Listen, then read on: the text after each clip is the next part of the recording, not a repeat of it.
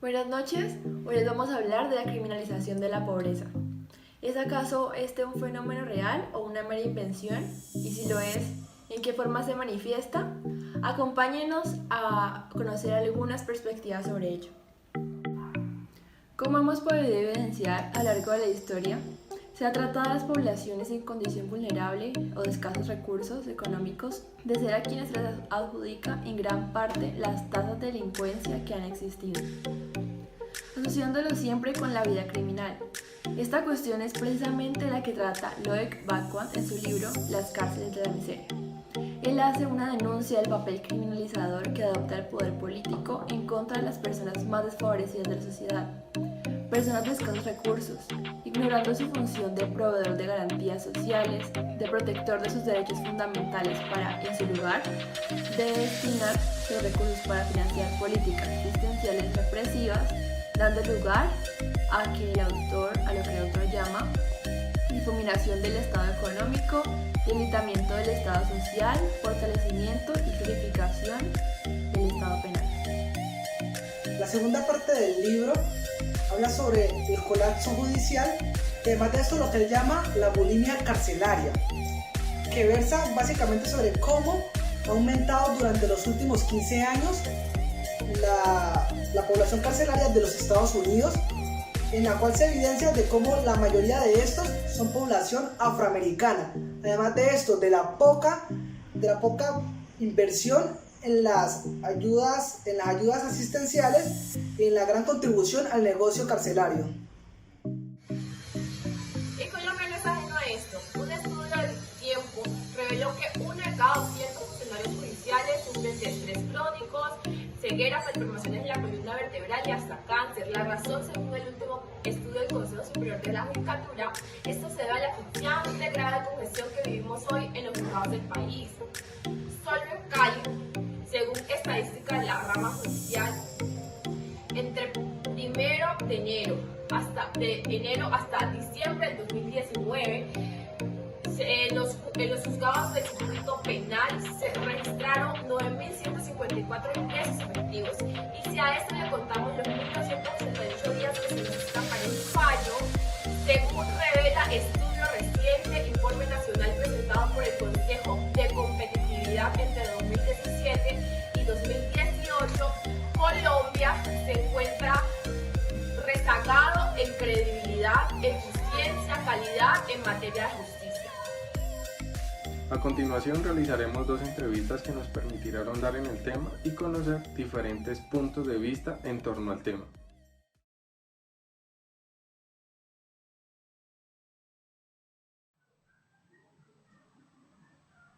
Buenas tardes. Desde el ámbito laboral en que me desempeño, no se asocia nunca directamente pobreza con criminalidad, por lo menos en mi caso como funcionario judicial, por cuanto que se conoce que la mayor actividad delictiva no necesariamente se encuentra entre la clase menos favorecida económicamente. Además, porque desde mi conocimiento personal de personas que presentan menos favorecimiento económico, son personas honestas, buenas y trabajadoras. Así que si al consultar las estadísticas de la delincuencia en Colombia, podemos afirmar que no necesariamente los de la clase baja o menos favorecida son los que más delinquen, porque hay un porcentaje alto de la clase media, clase alta incluso, que delinquen. Diferente es que la criminalidad de esas clases es posible que se quede dentro del margen de la criminalidad oculta.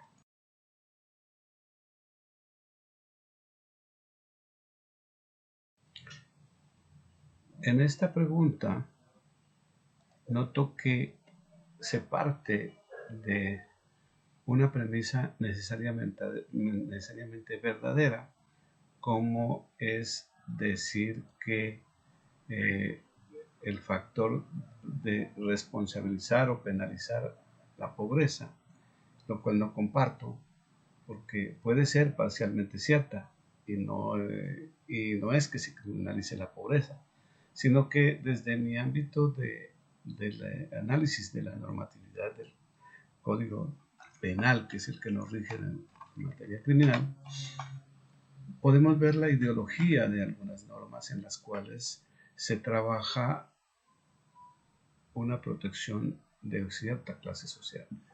Porque precisamente veamos los delitos contra el patrimonio económico. ¿A quién protegen los delitos contra el patrimonio económico? Al que tiene patrimonio económico. ¿Y de quién lo protege? De quien no tiene patrimonio económico. Entonces, si ese es el ámbito o ideología de esa norma, de proteger el patrimonio económico, pues lógico se podría pensar que se está criminalizando la pobreza, porque ¿quién va a afectar el patrimonio económico? El que no tiene patrimonio económico, que serían pobres. De ahí podría decirse que en el fondo se estaría penalizando la pobreza, pero uno desde el marco de la política criminal. Pero ya cuando incluso estamos en la actividad judicial, en el desempeño mismo del ejercicio de la acción penal por parte de la Fiscalía y los jueces para decidir sobre a quién responsabilizar, es viable también pensar en que quien tiene una afectación de pobreza y tiene una extrema necesidad para suplir sus primarios requerimientos, puede estar dentro del marco de un estado de necesidad y no necesariamente queda criminalizada su conducta.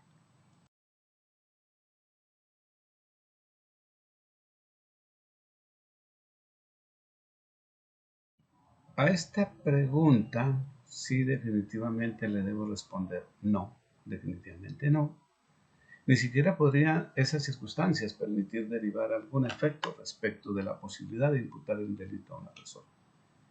No olvidemos que en Colombia tenemos dentro de nuestro ordenamiento jurídico penal el derecho penal de acto y no de autor. Una persona responde por lo que haga, más no por lo que es, y menos por cómo se vista y menos por sus características físicas, porque estaríamos desde el marco del Lombroso, desde la época del Lombroso, que definía ciertas características físicas para poder conllevar a concluir que una persona era delincuente. Y menos por su forma de expresarse, porque últimamente conocemos que a los jóvenes incluso les gusta algunas jergas de la comunidad que es menos favorecida. Entonces no podremos decir que por esa razón tanto los de la comunidad menos favorecida como también de la otra espacio social sería posible criminalizarles en algún evento su conducta.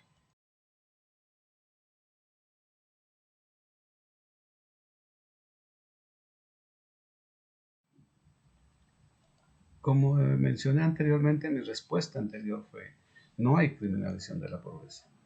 Como tal, si hablamos de la criminalización de la pobreza, no sería por órganos judiciales, porque se deben de regir por las normas que acabé de mencionar, sino sería de parte de un estereotipo o de la forma de estereotipar a una persona por parte del conglomerado social, en el que muchas veces observan una persona mal trajeada, sucia, desmejorada económicamente, entienden dentro de su psiquis que es potencialmente delincuente. Me parece que hay que sensibilizar y tratar de erradicar esa concepción social que se tiene que el pobre puede ser un criminal, y hay que, insisto, erradicar ese prurito de entender que el pobre y concluir que el pobre no necesariamente significa ser delincuente.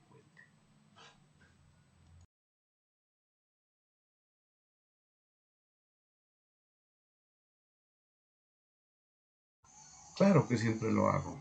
Definitivamente contribuiría en la terminación de esa estereotipación que se puede hacer de la persona pobre. Y siempre lo he hecho porque cuando participo en disertaciones en las que es viable hacer referencia al tema, lo planteo como reflexión, y desde el ámbito de mi trabajo, al analizar el material probatorio, no permito que esta circunstancia incida en la valoración del acervo probatorio cuando se va a tomar una decisión. Por tanto, que creo que hay que insistir e insistir en la sensibilización social, que como les mencioné anteriormente, el ser pobre no necesariamente es ser delincuente.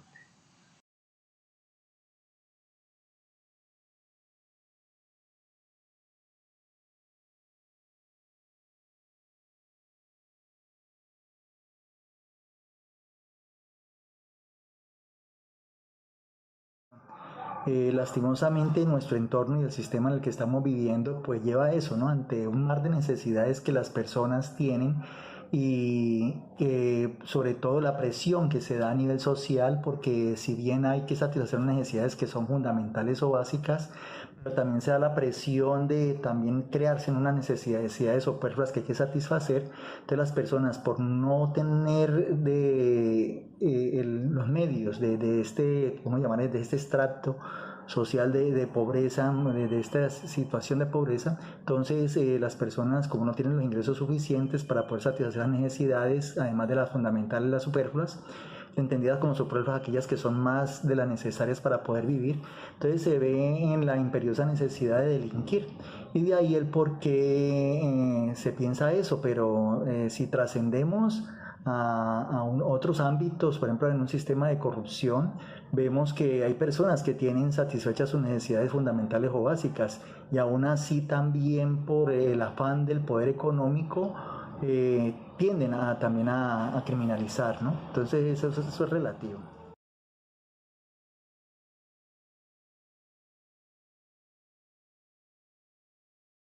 Esencialmente podría hablar de dos. Uno, la posesión. Estamos en un sistema en donde existe la propiedad privada y pues nos tocó vivir en este sistema. Somos seres espaciotemporales y en este sistema económico que nos tocó vivir se tiene muy en cuenta la propiedad privada. Y el no ser poseedor de algo y que los demás sí tienen y el no tener, eso hace que, como yo contestaba la anterior pregunta, el hecho de tener que satisfacer necesidades, y hablemos de algo, de la vivienda, por ejemplo, eso haría que ese factor de no posesión haría que muchas personas en la búsqueda de tener ese factor de vivienda, vestuario, comida, al no tener los ingresos suficientes y necesarios, pues hombre, esa posesión, voy en la búsqueda de quien lo tiene. Y el que no tiene, ante aquel que sí tiene, y al no tener yo al poder de ingresos para poder satisfacer las necesidades, me veo una imperiosa necesidad de delinquir.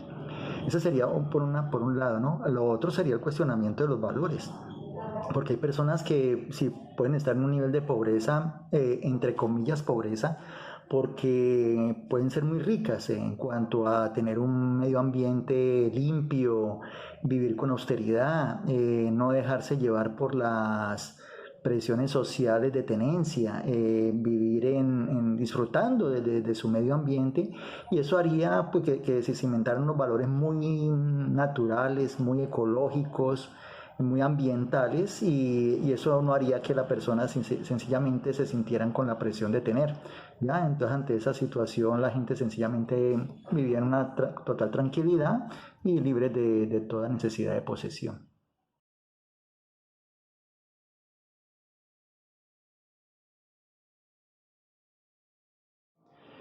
Yo aquí veo dos variables, una que tiene relación con lo que dije anteriormente en cuanto a la posesión, y esta posesión está dada por el sistema económico que vivimos, ¿no? Entonces sería cambiar de sistema económico en donde todo el mundo tenga lo necesario para poder vivir.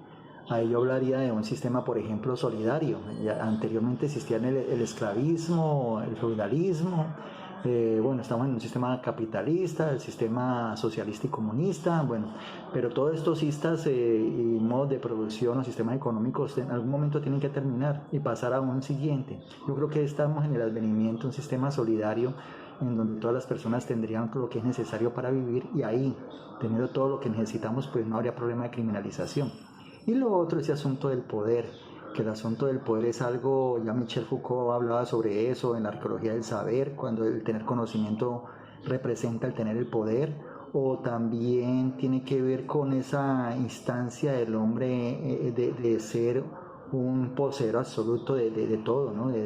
Tanto a nivel económico, social, político, y eso detenta algo muy mágico, algo muy atrayente para el hombre para que esté en ese proceso constante de estar delinquiendo.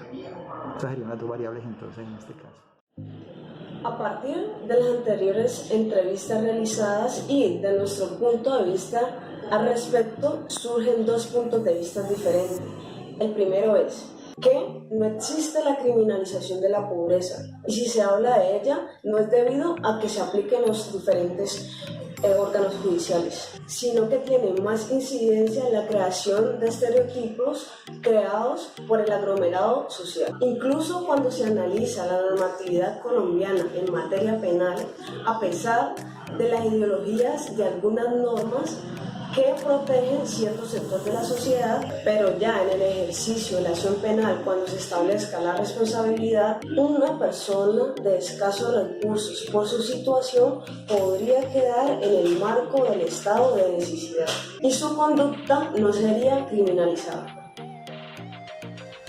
La segunda postura se inclina más hacia la corriente de Backward, que afirma que sí existe una criminalización de la pobreza, que esta es injusta, disminuye la confianza en el sistema judicial y transgrede el pacto social, que tanto las normas, funcionarios judiciales y todos aquellos que participen en esta actividad lo hagan de forma totalmente imparcial, incorruptible y procurando el mayor nivel de justicia posible, para que tanto personas con altos ingresos económicos como las de escasos recursos gocen del ejercicio de sus derechos fundamentales y todos los demás derechos que les han sido otorgados. Finalmente, desde la postura que se analice, es innegable la importancia de realizar una sensibilización social para erradicar este estereotipo que asocia la pobreza con la criminalidad. Asimismo, es muy importante aumentar la inversión que se hace en las políticas y planes asistenciales, direccionados a impactar en el núcleo del problema, suplir las necesidades básicas de la población no adinerada, que las lleva a delinquir en vez de seguir insistiendo en aplicar siempre la mano dura, que lo único que logra es que se genere un círculo vicioso que no tiene fin y que la sociedad ni el aparato judicial pueden soportar más.